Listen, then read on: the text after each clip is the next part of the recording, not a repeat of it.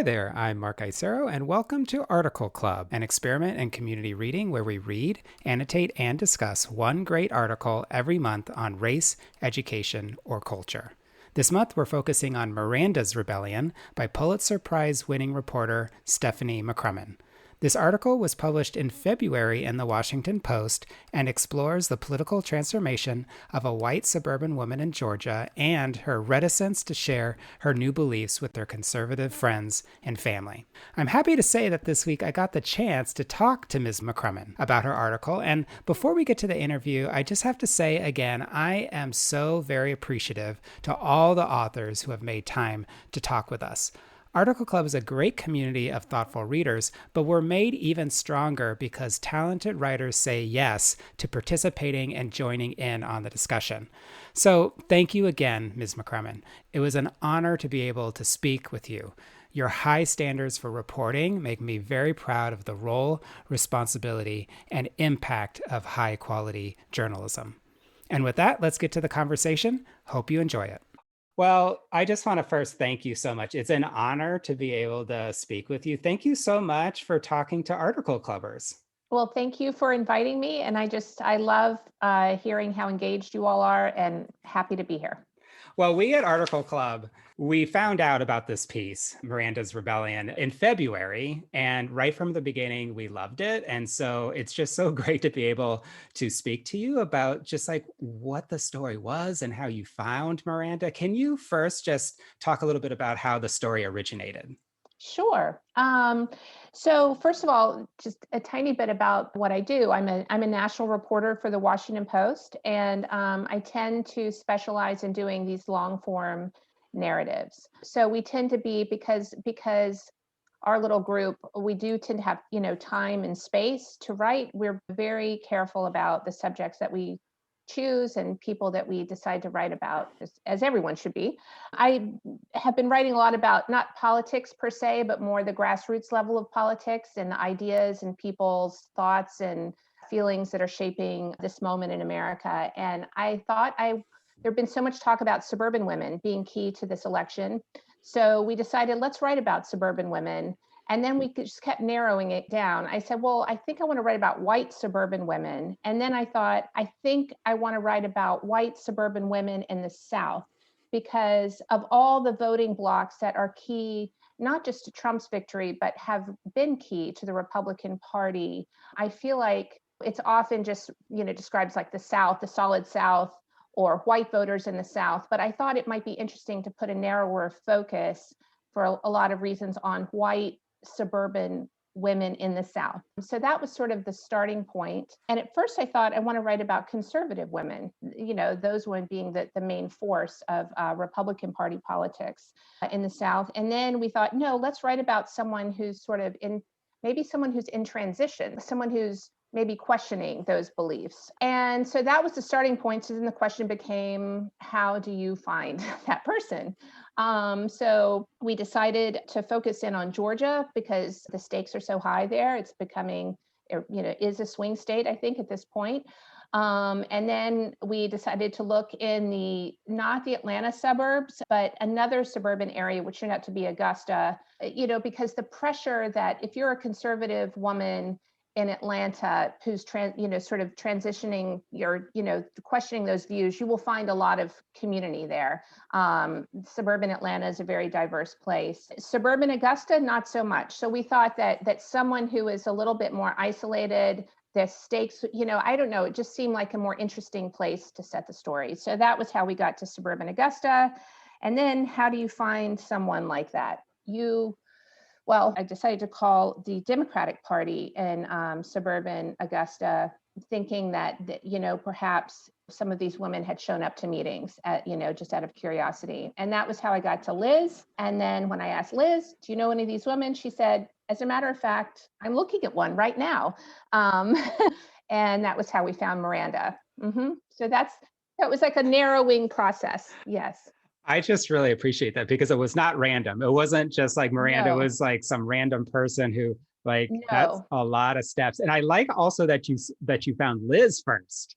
Yes, first we found Liz, yes. So, okay, so you finally got to talk to Miranda, and Yeah. we all want to know, what your first impressions were. I'm sure she didn't reveal everything right in the first time that you talked to her. No, no, not at all. The first thing that happened is that I just talked to her on the phone. And at that point, we didn't even know. I wasn't like, I'm going to write about Miranda. I didn't know. I had to talk to her first. And also, who knows if Miranda even wants to be written about. So first, I just talked to her on the phone, and she struck me right off the bat as a very thoughtful person. She was very thoughtful, and she seemed to be kind of struggling with something. And I don't think we got into it too much in that first phone call, but it was enough to think, I think this woman is a very interesting person, and I think that I want to go and meet her.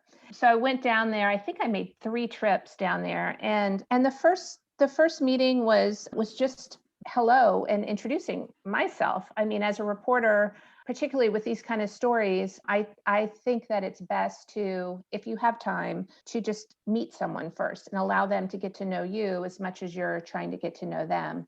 So that was kind of how it went. We talked, and she had questions for me, which I think is great. And then I tried to, as best as I could, explain to her the kind of reporting that I do and why I thought she was interesting. And then she thought about it. She didn't just immediately agree. I mean, she thought about it. And because part of this meeting, I should say, is explain to her why I think she's interesting, but also explain to her a little bit about the reporting that I do, because it's a bit different than people may be used to. It's spending a lot of time. And I told her, I said, this might be a little weird because I'm going to want to hang out with you a lot. Even at times when you think that it may be boring, I still would like to be around you as much as possible, because the more I'm around you, the more I'm going to understand your life.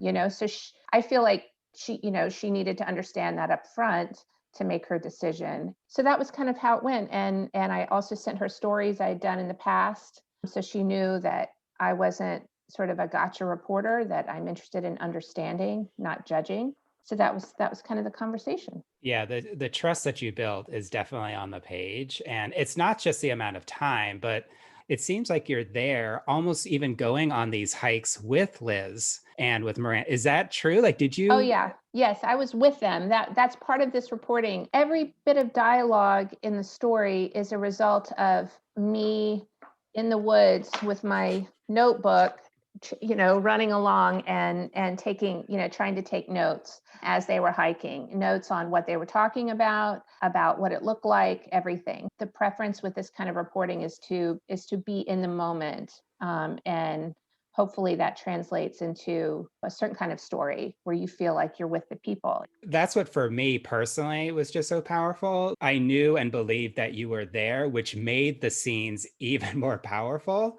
Mm-hmm. and like just very emotional as well. Yeah. So, like, for example, like both Liz and Miranda, they are not your traditional stereotype. They're very layered, very complex, very complicated. How were you able to get to all of those layers?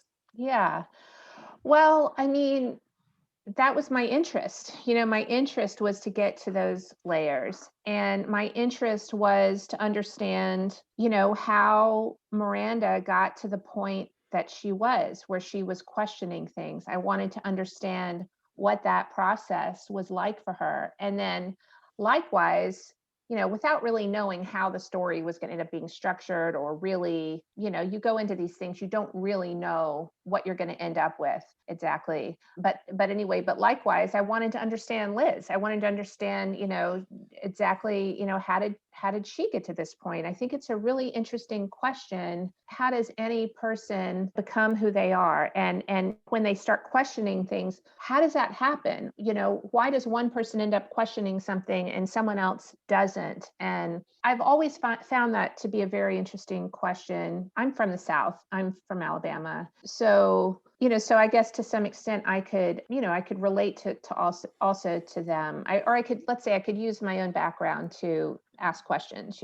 And so fortunately, I had 2 people who were willing to explain. So So that's remarkable. It's a remarkable amount of trust that Miranda and Liz both put in me. I recognize that, and I wanted to honor that by making sure that I understood them as thoroughly as I could. So it's just a matter of just continually asking if someone, if Miranda said something, and say, why do you think you said that? Or why do you think that? Or, it was just going back and back and back. Most people are probably more complicated than they may seem. Absolutely. Do you have a theory about why the difference between Liz and Miranda? Why the difference? I mean, not really. I think that, I think they probably did a better job than I could ever do of explaining themselves. And so I think what was pretty interesting was the fact that, especially at this moment, they were able to have a conversation when they were kind of coming at it from different points in their life and different points in their thinking, but they were able to communicate, and they loved debating. I mean, they loved having these vigorous conversations. And I think I think they both really enjoyed that. And I don't know if that's human beings or women or friendships, the best friendships are that way, but yeah. So I don't know, I couldn't say exactly why, other than what the story said about both of their backgrounds. In the middle of the piece, it just became clear that this was not just a political transformation for both of them, and specifically Miranda, especially with her relationship with her husband, Philip, as well, which at the beginning of the piece, you sort of set up. And then in the middle to the end, there's just several scenes where it just gets really, really deep. Did you feel like it was going to go there right from the beginning, or did that materialize over time? I was not aware. I mean, at the beginning, I didn't know anything. I became aware the more time I spent that Miranda was having a difficult, that she and her husband, I guess, were a bit, were at odds over how they saw this moment. I can't say I knew until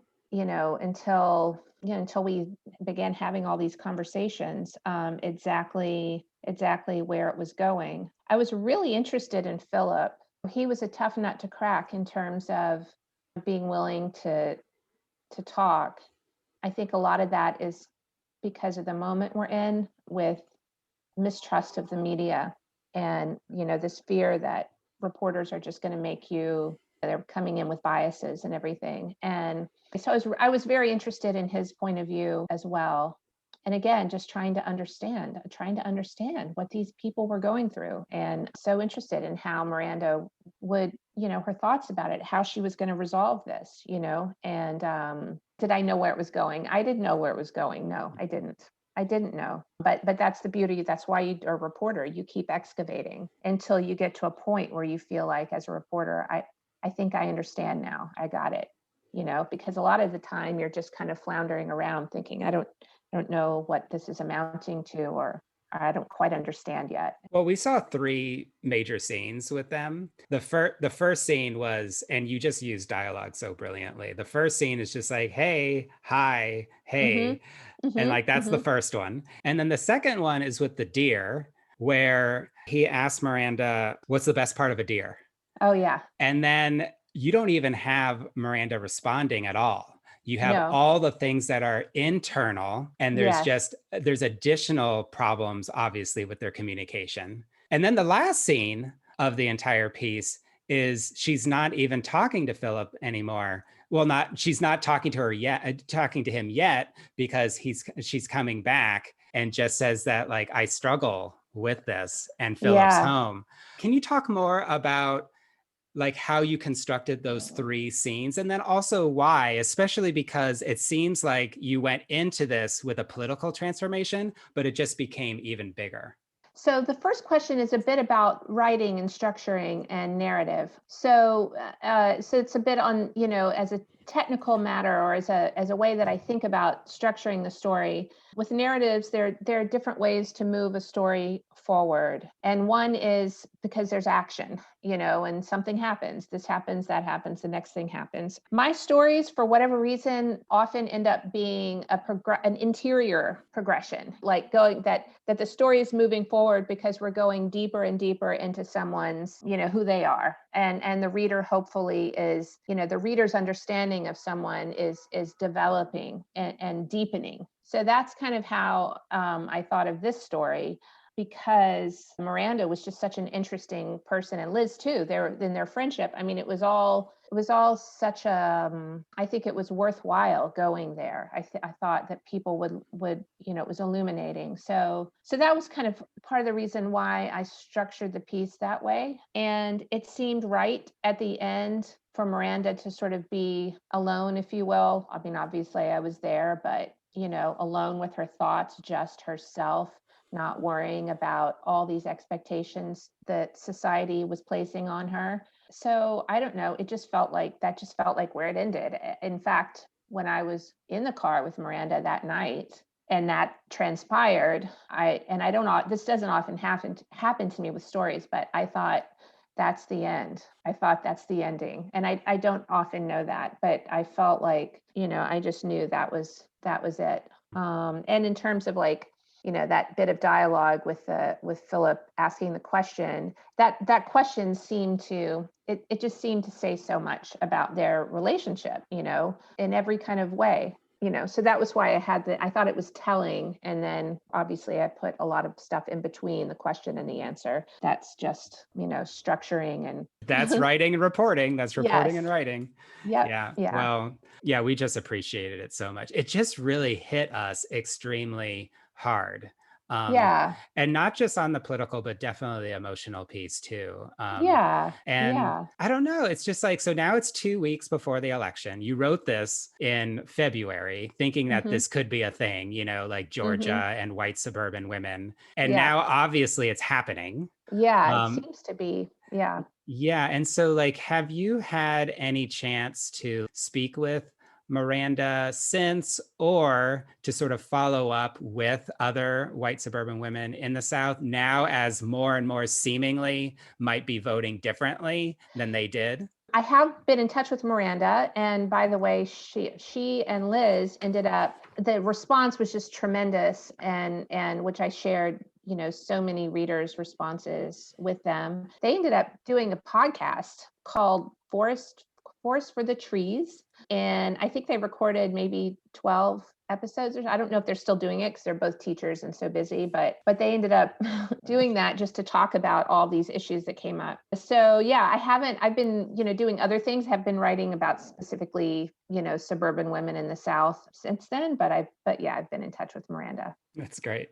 And final question, gotta ask you, Sure. like I won journalism awards in high school, but have never won a Pulitzer. So I gotta ask, when you found out that you had won Pulitzer Prize for your and your colleagues' reporting, do you remember how you felt in the first few minutes of it? How did you find out? How did you feel? All that kind of stuff. Sure. I was at home and my editor called me and told me, "I'd like to tell you that you've won a Pulitzer Prize." And I just, what can you say? It's very, very, it's thrilling. It's very humbling in a way because, I know this is going to sound corny, but I did think about, of course, Lee Corfman and these other women who decided to come forward at great risk to themselves in many ways, some security risks, some financial, economic, social, risks. So, so I have to say, I was thrilled in a way also for them, and was thrilled for myself and for my colleagues in the paper and for this kind of journalism. And, so it was, I mean, what can I say? It was great. It was really, really great. Yes. That's great. I just want to personally thank you, and also everybody at Article Club. We just really appreciated this piece, but also like that you said yes to talking to us. You have reporting and writing to do. So thank you so much for making time to talk about this piece. We're really, really grateful. Thank you for having me, and thank you for reading. It was really fun. Thanks a lot. I just want to thank Ms. McCrummen yet again for saying yes to Article Club. My favorite part of the interview was finding out that you were actually in the woods with Liz and Miranda, following them around as they built their friendship and talked about their political transformations. But given the quality of your reporting, I should have assumed that in the first place. Listeners, would you like to share your reactions to this interview? If so, please email me at mark@highlighter.cc. All right, that's it for this episode. Thank you again for listening, and have a great week.